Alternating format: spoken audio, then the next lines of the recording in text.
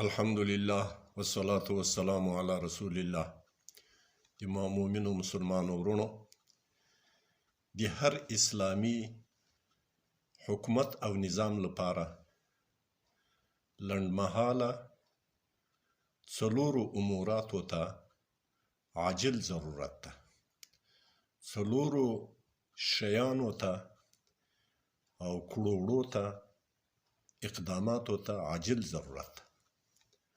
لومړی، هر حکومت به تر هر څه مخته د خپلو کارکردګیو دپاره لایحه عمل او قانون تیاروي.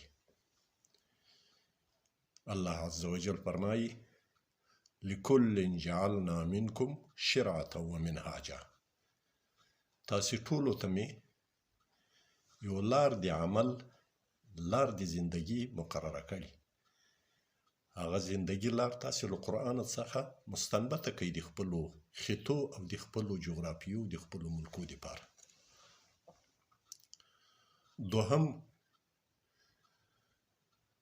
هر کار د اسلامي حکومت او د اسلامي نظام به د متولینو د هغه نظام په مشوره سره کیږي، سرته رسیږي.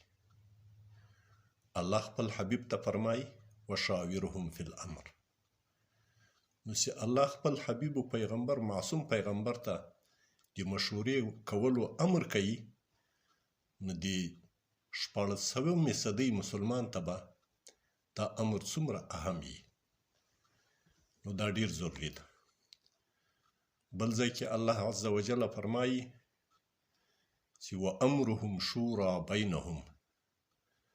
هغه انسانان چې د آخرت کامیابی ګټي، د هغو خصلت دا ده چې کار و کړوړو د دوی په شورا او په مشاورت کولو سره یې له یو بله سره،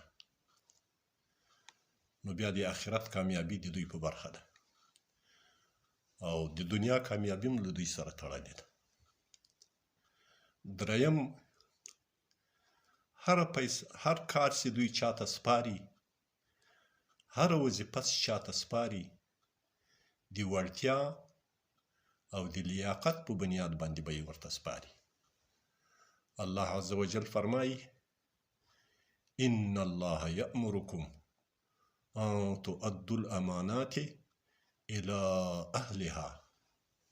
بشک الله تاسې ته امر کوي، غواړي له تاسې څخه چې تاسې امانتونه او وظایف او خدمتونه د مسلمانانو، ملازمتونه د مسلمانانو و اهل د هغو کارو ته وسپارئ.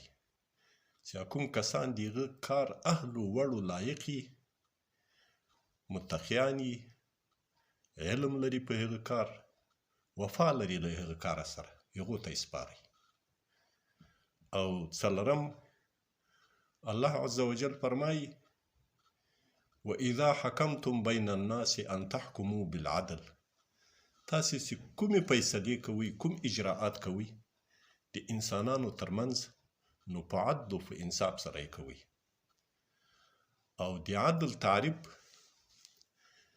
ابو عثمان عمرو بن بحر جاهز په تهذیب الاخلاق کې چې په 158 کې تولد شوی، په 255 کې وفات شوی، یو مشهور عالم ده د عباسي دور. هغه مبارک په خپل کتاب تهذیب الاخلاق کې فرمایي: وای العدل هو استعمال الامور في اوقاتها ومواضعها ووجوهها ومقاديرها من غير صرف وتقدير وتقديم وتأخير.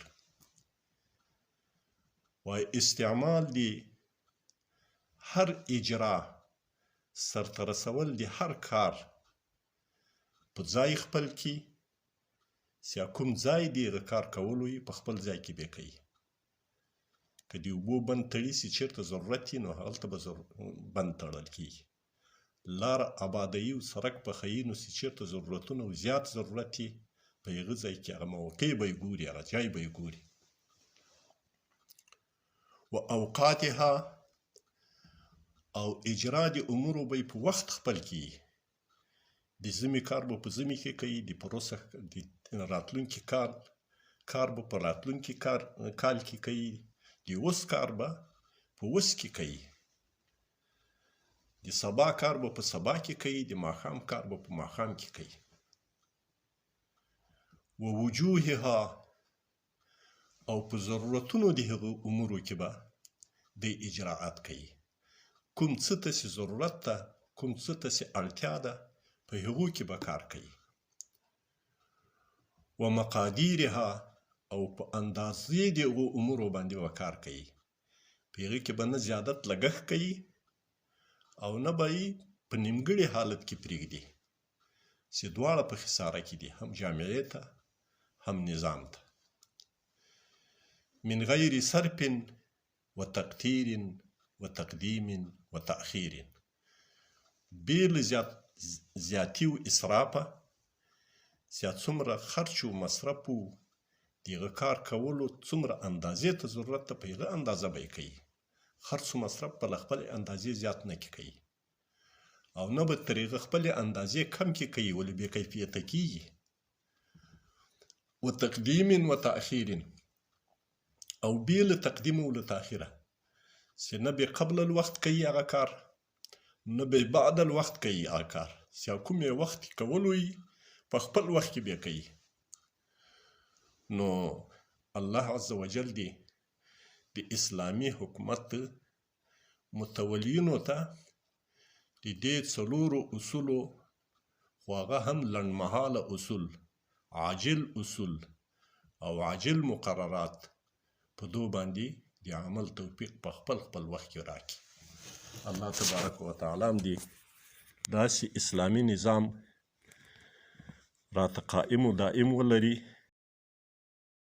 د نړۍ هر غافل په اذان ویښوم، زه بلال خوب ولی جهان ویښوم، زه بلال خوب ولی جهان ویښوم. د نړۍ هر غافل په اذان ویښوم،